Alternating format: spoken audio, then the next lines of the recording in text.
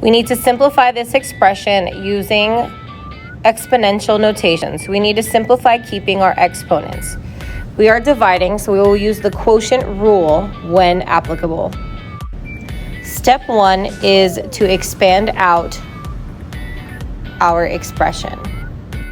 We can now rewrite our expanded notation into two separate fractions.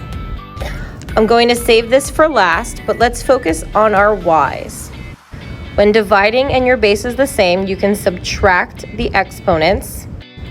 8 minus 2 is 6, so we will have y to the 6th multiplied by what we get from here. I've expanded this out a little bit further. As you can see, we have 2 4s on the top and 3 4s on the bottom. To keep it consistent, I'm going to multiply by 1 on top. Multiplying by 1 does not change anything in our numerator. Now I can create 3 separate fractions.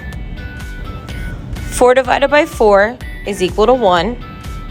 4 divided by 4 is equal to 1. 1 divided by 4, we're going to leave it as a fraction.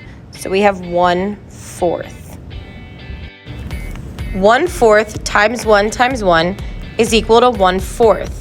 So our whole fraction from up here has been simplified to 1/4. We will now multiply that by y to the 6th. You can write this answer as 1/4 y to the 6th or y to the 6th over 4. The reason why this works is explained down here.